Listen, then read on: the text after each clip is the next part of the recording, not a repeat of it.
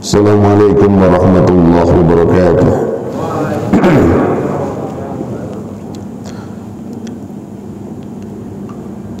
Ya hadratan Nabi Mustafa Muhammadin sallallahu alaihi wasallam wa ala alihi wa ashabihi wa dhurriyyatihi wa dhurri sunnah mu'alif adal kitab As-Sa'imum Abdul Ma'alim bin Abdurrahman Al-Qazwai ma'afallahu bi'ulamihi fi darul bisri Fatihah. A'udzu billahi minasyaitonir rajim. Bismillahirrahmanirrahim. Alhamdulillahi rabbil alamin arrahmanir rahim maliki yaumiddin. Iyyaka na'budu wa iyyaka nasta'in. Ihdinas siratal mustaqim. Siratal ladzina an'amta 'alaihim ghairil maghdubi 'alaihim waladdallin.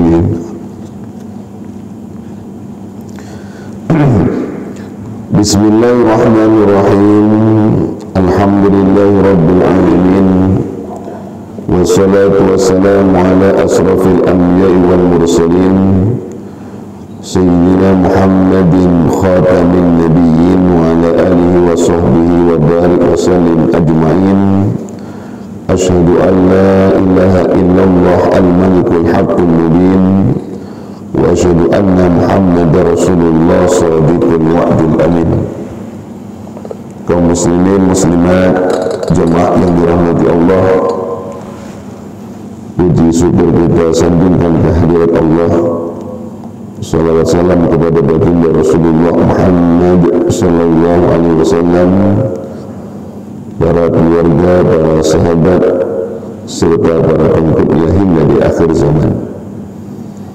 Pada pagi yang berbahagia ini kembali kita lanjutkan kajian kitab Mukhtasar Syu'abul Iman, dan pada pagi hari ini insyaallah kita akan mengkaji cabang iman yang ke-28 ya. Cabang iman yang ke-28.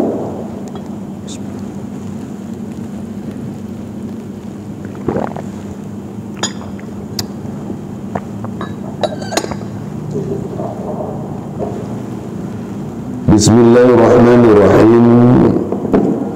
Al-thaminu wal-ishruna min su'abil imani Al-thabatul aduwi wa tarkul firar minaz-zahfi.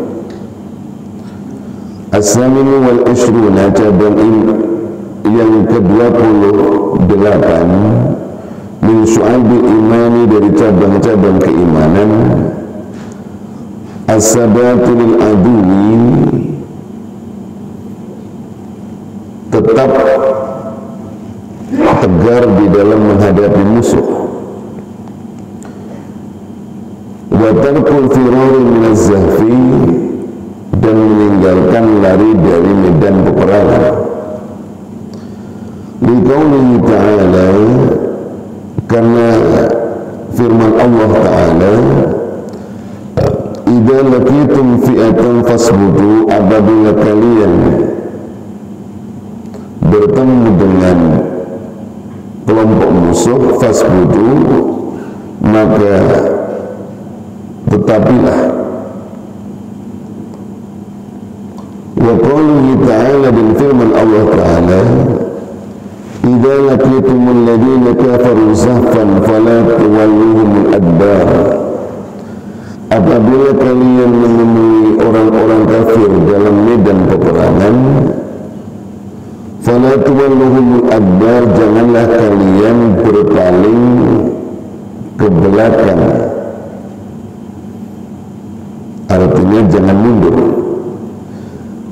Wa man yuwallihim yawma idzin duburahu illa mutaharrifan liqitalin aw mutahayyizan ila fi'atin faqad ba'a bighadabin min Allah wa ma'wahu jahannam wa bi'sal masir. Wa man yuwallihim yawma idzin duburahu, barang siapa yang berpaling ke belakang pada saat itu,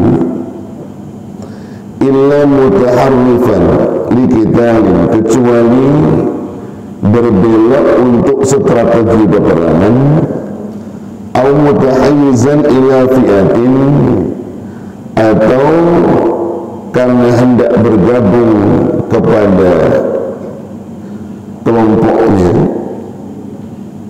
kepada kelompok pasukannya, faqad ba'a bi ghadabin minallah, maka dia pulang dengan membawa murka Allah, wa ma'wahu jahannam, dan tempat kembali mereka ada neraka jahannam, wa bi'sal masir, dan seburuk-buruknya tempat.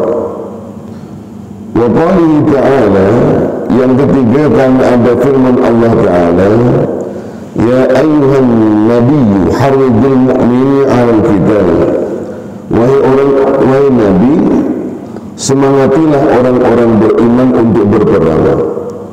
Iyyakum minkum isruna sabiruna yaghlibu mi'atain, apabila salah seorang di antara kalian, apabila ada di antara kalian 20 orang yang sabar, yaghlibu mi'atain, niscaya akan mengalahkan kepada 200. Wali hadis bin Abi Aufa, dan hadis Abdullah bin Abi Aufa radhiyallahu anhu fi sahih Bukhari, dalam kitab sahih Bukhari, la tatamannaw liqa'al aduwi, janganlah kalian berharap untuk bertemu dengan musuh. Wasallallahu al-afiyah, dan mintalah kepada Allah keselamatan. Fa idza laqitumuhum fasbiru, apabila kalian bertemu dengan musuh, fasbiru, maka bersikaplah sabar. Wa'lamu anna jannata tahta dhilali suyufi, dan ketahuilah sesungguhnya surga itu di bawah kilatan pedang. Jamaah yang dirahmati Allah, tanpa terasa kita pagi hari ini sudah masuk di cabang iman yang ke-28 dari cabang-cabang iman yang ditulis oleh Al-Syekh Al-Imam Abu Ma'ali Umar bin Abdurrahman Al-Qazwini.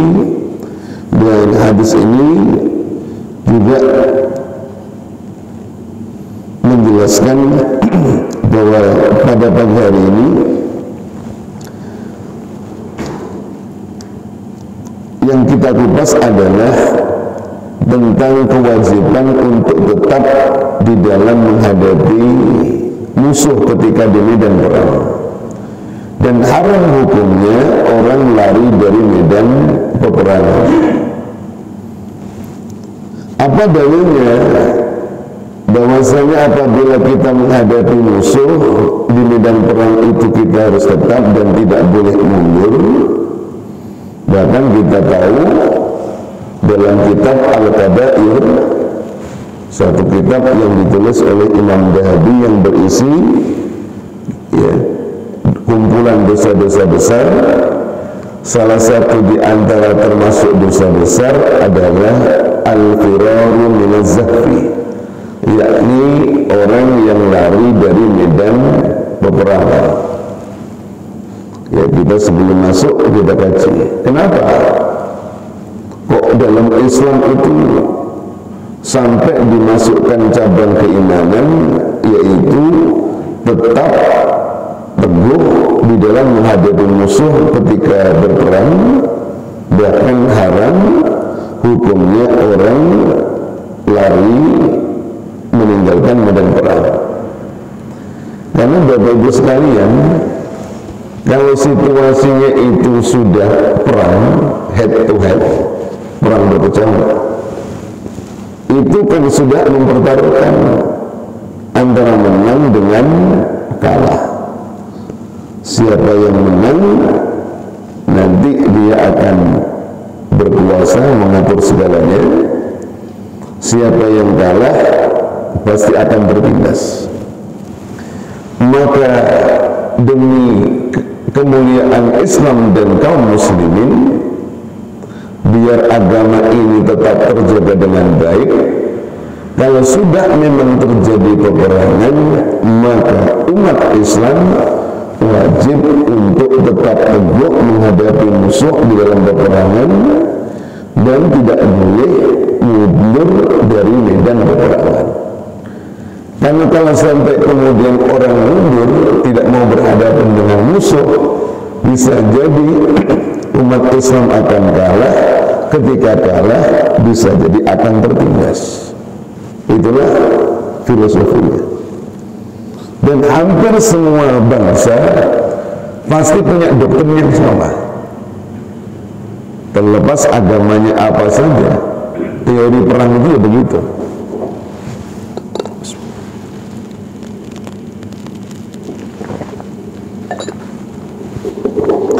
Tidak ada satu bangsa manapun yang kemudian punya doktrin kalau kamu perang, ya bolehlah mundur aja dari medan peperangan. Kalau mau ya terus, kalau enggak ya mundur. Enggak akan ada seperti itu. Pasti doktrin pasukan bangsa apapun, agama apapun, ketika sudah head to head di medan tempur, pasti perintahnya harus tetap bertahan, ya, teguh menghadapi musuh dan tidak boleh mundur. Itu semuanya pasti begitu. Islam pun juga begitu. Bahkan ini dimasukkan dalam cabang keimanan. Dari yang pertama adalah idza laqitum fi'atan fasbutu. Apabila kalian berjumpa dengan sekelompok musuh, fasbutu, maka tetaplah, ya, berpegang teguhlah, artinya tetap bertahan. Ini perintah dalam surah Al-Anfal ayat 45. Diperkuat dalam surah Al-Anfal ayat 15-16, Allah lebih gamblang menjelaskan, idza laqitumul ladzina kafaru zahfan fala tuwalluhumul adbar. Apabila kalian berjumpa dengan orang-orang kafir di medan peperangan, artinya bergejolak, terjadi sebuah peperangan, fala tuwalluhumul adbar, maka jangan kalian menoleh mereka ke belakang, artinya jangan sampai kalian mundur. Ini perintah Quran. Wa man yalihim yawma idzin dubrahu illa mutaharrifan liqitalin aw mutahayyizan ila fi'atin faqad ba'a bighadabin minallah. Siapa orang yang mundur dari medan peperangan, menoleh ke belakang, artinya mundur, maka dia pulang mendapatkan murka dari Allah, tempat kembali mereka jahanam, dan jahanam itu paling buruknya tempat kembali. Lah kecuali dua keadaan, pernah terjadi peperangan, berhadapan-hadapan dengan musuh, hukumnya haram mundur, ya wajib terus. Kecuali dua keadaan. Apa? Pertama, kalau itu tujuannya untuk sebagai bagian dari strategi perang, jadi mundur tapi itu hanya pura-pura. Karena ingat, dalam peperangan itu pasti akan ada di situ namanya strategi, ya. Dan dalam Islam, ya, itu dibolehkan. Ini satu contoh, ya, tapi itu terjadi bukan di pasukan kita. Seperti yang kami kisahkan kemarin, di saat terjadi perang Uhud, ya, kita melihat ternyata pihak kaum musyrikin Mekah, orang-orang kafir Mekah, itu melakukan strategi ini, ya. Dan apa yang mereka rencanakan hampir mendapatkan hasil yang luar biasa. Ya, kita tahu dalam peperangan di awal perang Uhud, pasukan umat Islam ada di atas Bukit Rumat. Yang haji umrah, ya, kalau datang ke Uhud, ada satu bukit yang biasanya banyak jamaah umrah yang mendaki ke atas, itulah yang disebut dengan Bukit Rumat, bukit tempat pasukan pemanah diperintahkan oleh Rasulullah berjaga-jaga pada saat perang Uhud. Rasulullah berpesan, apapun nanti yang terjadi, ya, baik menang ataupun kalah umat Islam, jangan sekali-kali turun kecuali sudah mendapatkan perintah turun dari Rasulullah Shallallahu Alaihi Wasallam atau sahabat Nabi yang memang diperintahkan oleh Rasul untuk menyampaikan perintah itu. Ya, di awal peperangan benar, pasukan di atas, mata panah meluncur dengan mudah, sehingga setiap pasukan musyrikin Mekah ini, orang-orang kafir Mekah masuk ke lembah Uhud, banyak yang terkena sasaran mata panah yang diluncurkan dari atas bukit. Ya, relatif berhasil. Tapi apa yang terjadi? Begitu banyak pasukan musuh ini yang terbunuh, ya, akibat terkena panah dari atas bukit, maka pasukan musuh banyak terbunuh. Karena terbunuh meninggalkan harta rampasan perang. Kita tahu pesan Rasulullah, apapun yang terjadi tidak boleh pasukan pemanah ini turun. Walaupun kita tahu kalau sedang perang berkecamuk, ada harta yang ditinggalkan oleh musuh, itu halal untuk diambil umat Islam, namanya harta ghanimah nanti. Nah, sahabat Nabi lupa mungkin melihat di bawah banyak harta rampasan perang, banyak harta yang ditinggalkan, apakah itu emas, perak, mungkin juga kuda, unta, ditinggalkan oleh pihak musuh karena mereka terbunuh, luka dan lain sebagainya. Maka pasukan pemanah yang di atas bukit ini mendadak kemudian turun berebut harta rampasan perang. Tengah sedang berebut harta rampasan perang, pasukan musuh komandonya itu Khalid bin Walid. Khalid bin Walid itu memang sangat jagoan sebagai orang yang ahli strategi perang. Waktu perang Uhud, Khalid bin Walid masih kafir, masih berada di pihak, ya, kafir Mekah. Ya. Akhirnya dia pura-pura mundur dari medan perang ini, mundur. Tapi mundur untuk strategi, mundur ke belakang, dari belakang gunung tiba-tiba mendadak menyerang umat Islam yang sebagian sedang berebut harta rampasan perang ini, sedang mengambil harta rampasan perang ini. Apa yang terjadi dengan serangan yang mendadak? Ada kurang lebih 70 orang sahabat Nabi terbunuh di medan Uhud ini. Salah satunya adalah paman dari Rasulullah Sallallahu Alaihi Wasallam yang bernama Sayyidina Hamzah bin Abdul Muttalib. Ini contoh Bapak Ibu sekalian, bahwa mundur di medan perang itu kadang-kadang ada salah satu tujuannya strategi. Nah, nanti begitu mundur menyerang beneran, ya, mundur tapi untuk menyerang lagi. Karena kalau diteruskan mungkin fisiknya sudah terforsir, dia mundur tujuannya adalah untuk, ya, melakukan persiapan yang lebih hadar, menyerang balik. Itu contoh.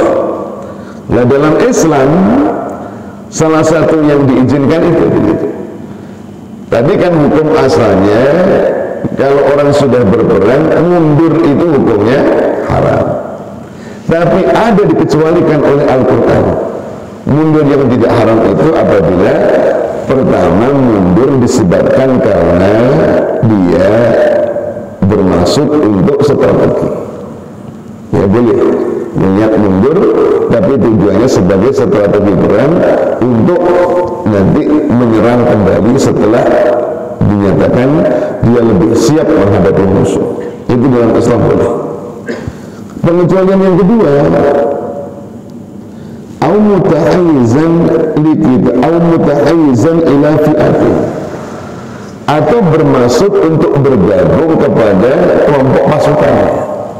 Salah satu contoh, perang berkecamuk. Zaman dulu belum ada rudal, ya, belum ada peluru kendali, tentu belum ada senapan, belum ada tembak, belum ada pistol, belum ada bom mungkin. Waktu itu masih manual perang. Pakai apa? Kalau nggak pedang, panah. Kalau nggak panah, tombak. Ya kurang lebih itu alat yang digunakan untuk berperang. Nah, bisa jadi orang saking asiknya perang pakai pedang, ke depan. Begitu tengok kanan kiri, sudah nggak ada kawannya. Ini kalau diteruskan maju terus ke depan, bisa jadi bulan-bulan lagi. Maka ketika situasi begini, dia mundur, tujuannya apa? Bergabung dengan kelompok pasukannya lah. Mundur yang model seperti ini hukumnya boleh dalam Islam. Jadi ingat ya, orang kalau sudah di medan perang itu mundur hukumnya haram, bahkan termasuk dosa besar, kecuali dalam dua keadaan. Kalau dia tanya, Pak Ustaz kok belajar perang, kalau kita mau perang? Tidak, tapi harus tahu hukumnya ya. Karena ini bagian dari cabang iman ya. Perkara perang tidak perang itu nanti nomor sekian, tapi hukumnya harus tahu ya.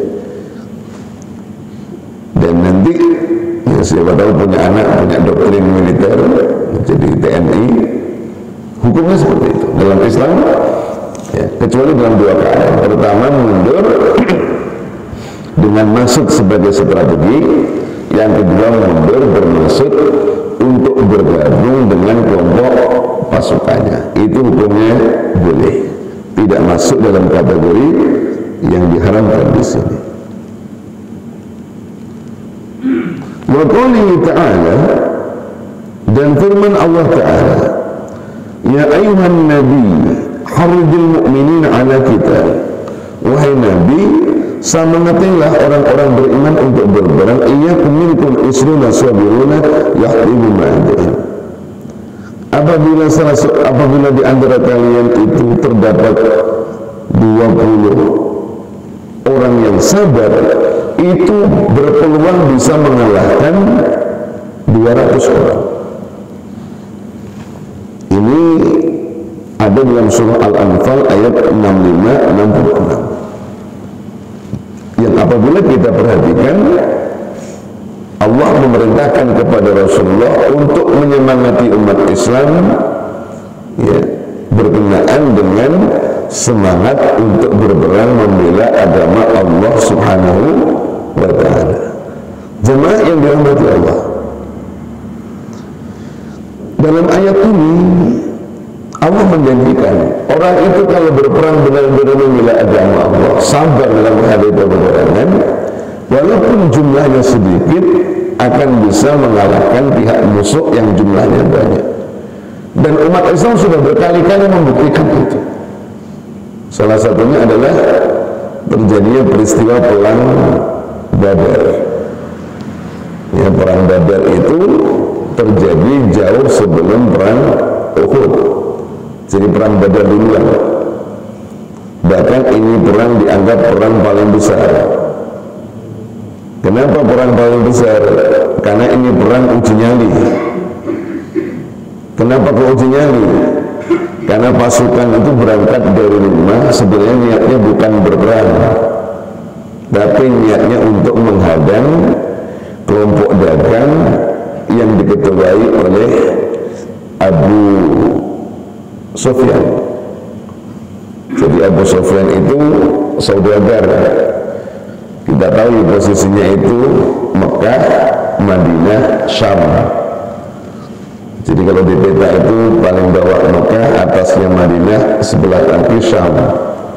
Mekah, sebelah utaranya itu ada kota Madinah, sebelah utara kota Madinah itu ada Syam.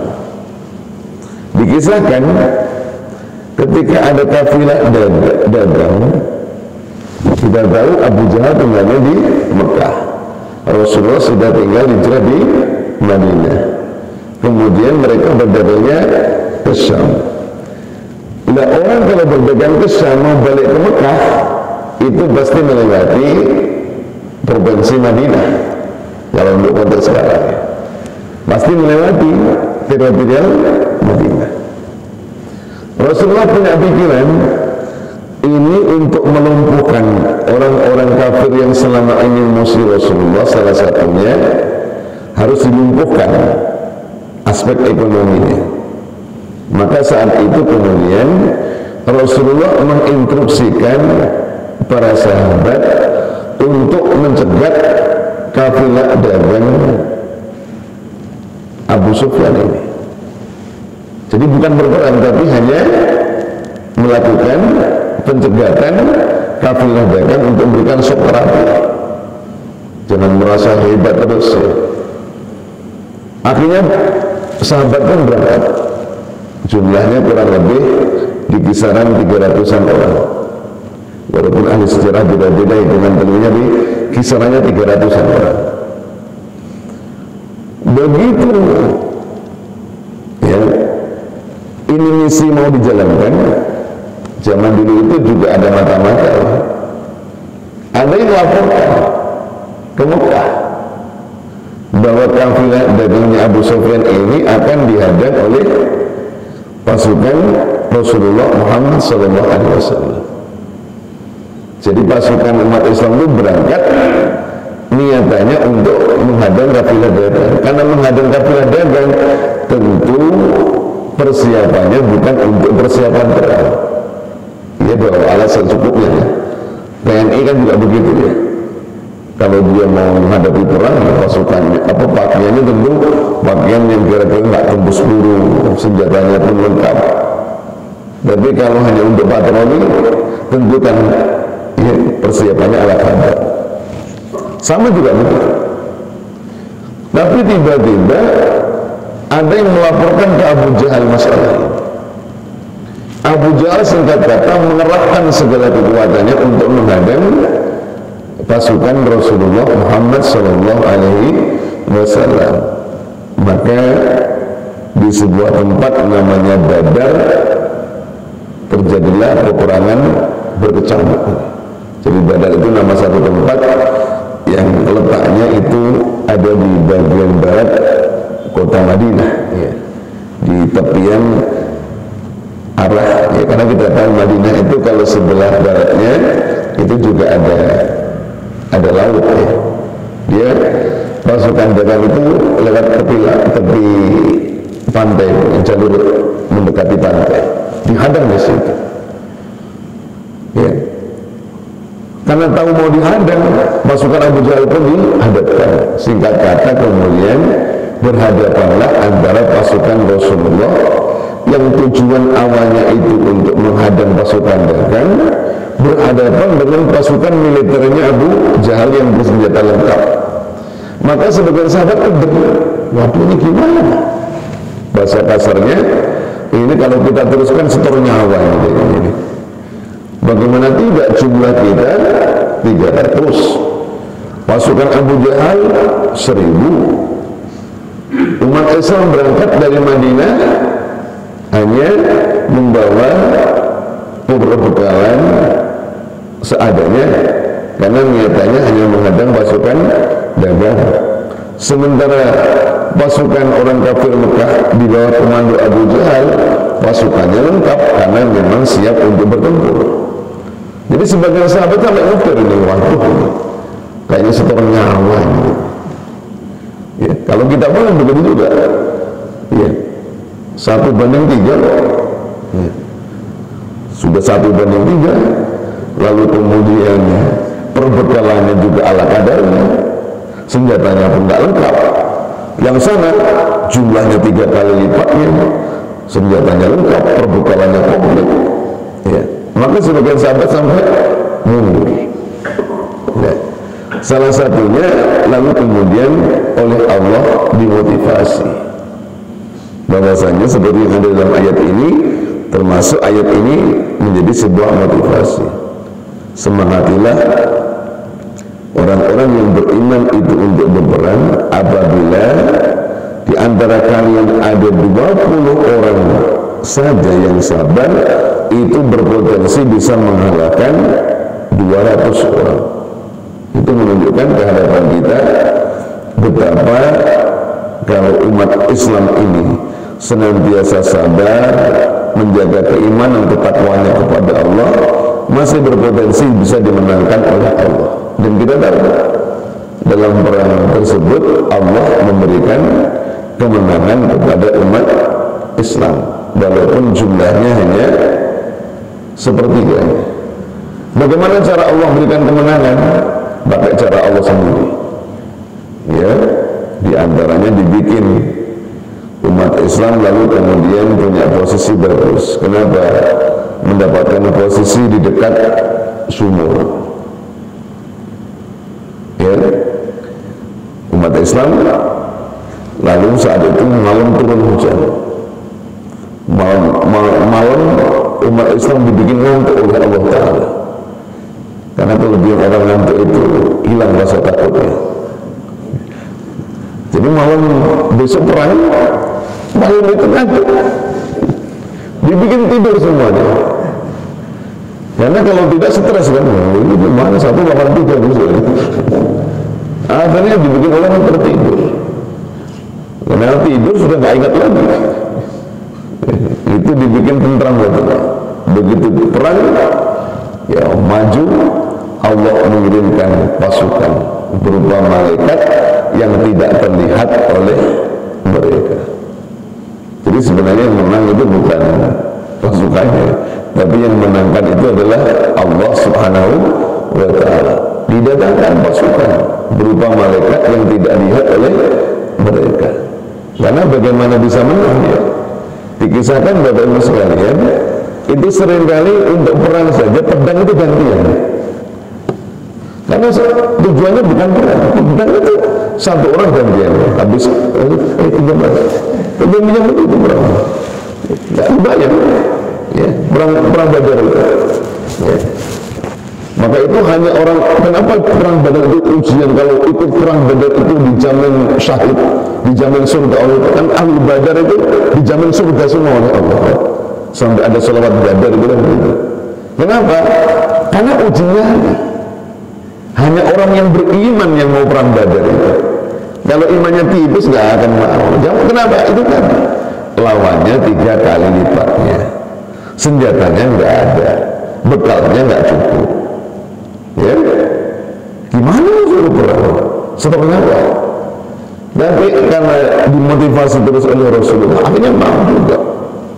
Maka karena orang Badar ini, orang mau ikut perang Badar ini, menunjukkan iman mereka benar-benar tinggi, Allah jamin semua ahlu Badar itu ya oleh Allah Ta'ala dijamin sebagai penghuni surga Allah Subhanahu wa Ta'ala.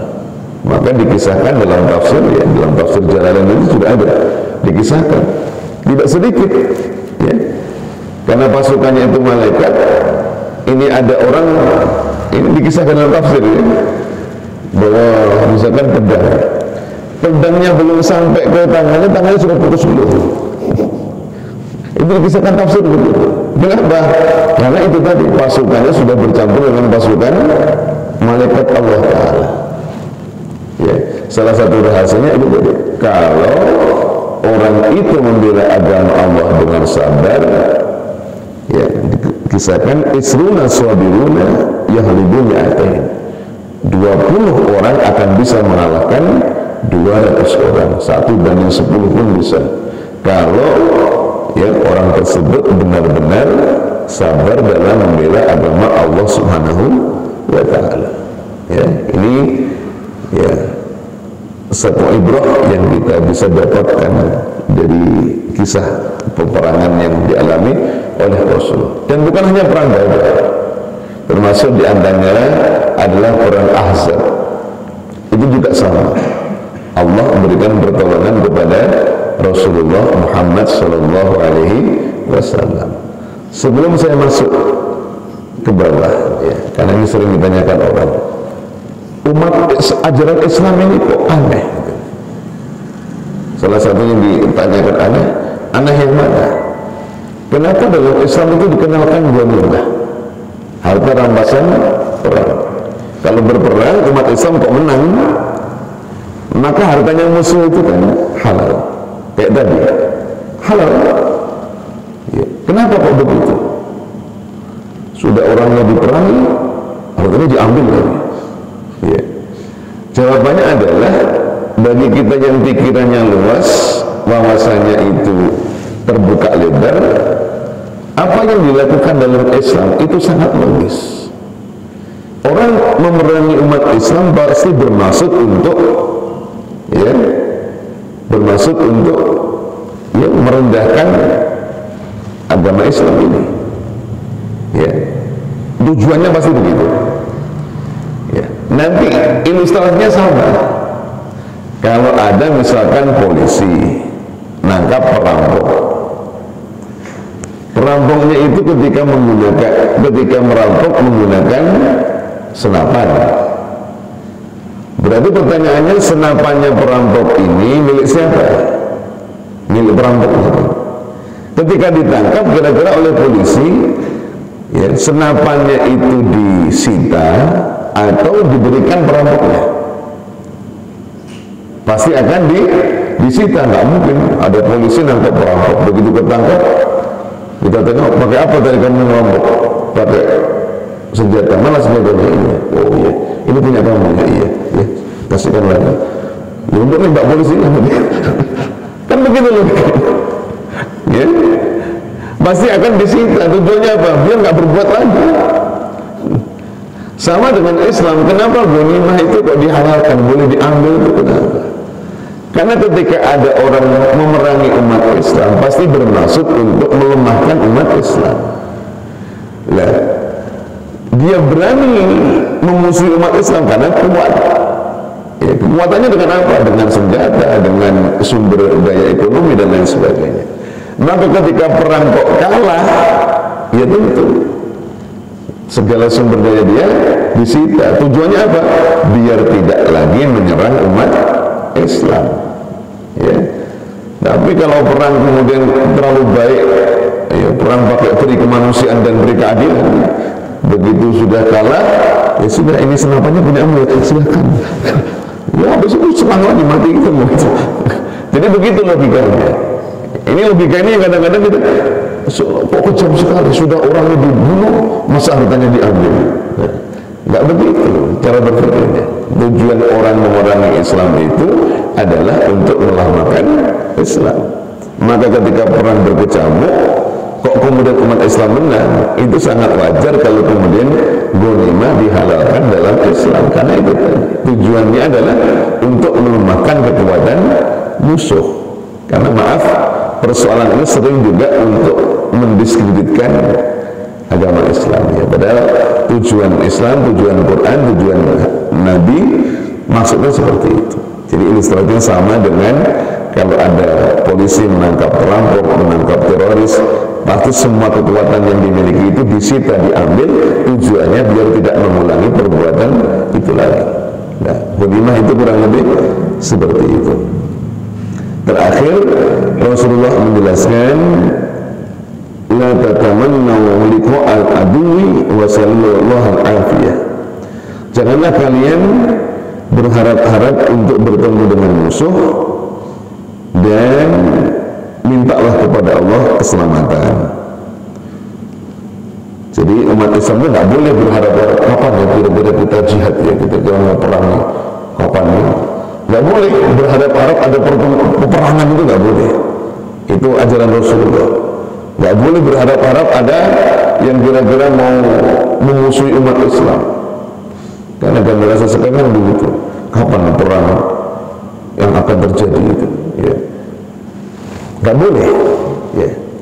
Akan tetapi wa idza laqitumuhum fasbiru. Tapi apabila engkau menjumpai musuh, bersabarlah. Tidak boleh lari. Wa'lamu anna jannata tahta dhilal suyuf. Ketahuilah surga itu ya ada di bawah kilatan pedang.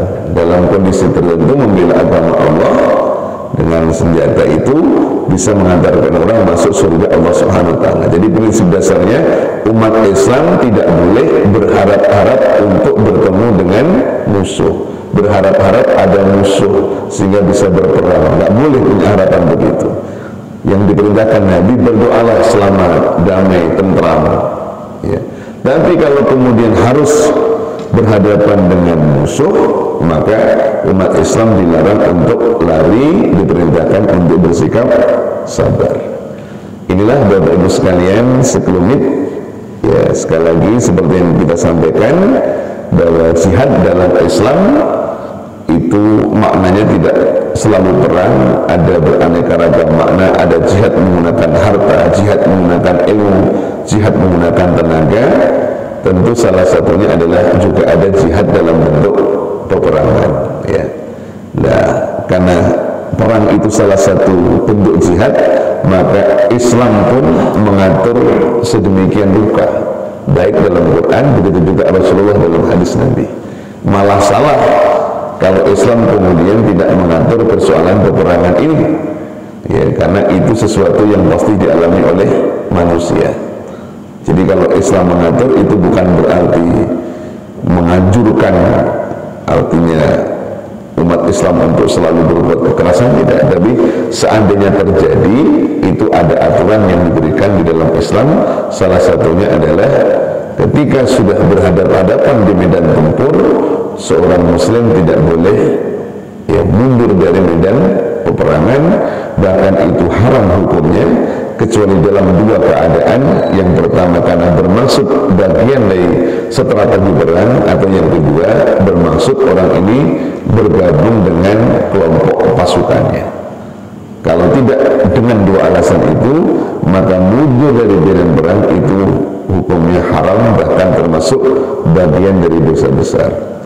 Kemudian dari hadis yang kita kupas juga tadi dapat kita simpulkan bahwa apabila orang membela agama Allah dengan sabar, itu jumlah sedikit bisa saja akan bisa mengalahkan jumlah yang banyak, sebagaimana peperangan-peperangan yang dialami oleh masa Rasulullah Muhammad sallallahu alaihi wasallam. Yang terakhir, umat Islam tidak boleh berharap-harap untuk bertemu dengan musuh, berharap ada musuh yang memerangi kita, yang tidak boleh. Tapi berdoalah akan kedamaian, keselamatan di antara kita semua. Akan tetapi kalau sudah terlanjur terjadi satu pertempuran jihad dalam bentuk peperangan, umat Islam tidak boleh, ya, mundur dari medan peperangan. Demikian, mudah-mudahan bermanfaat.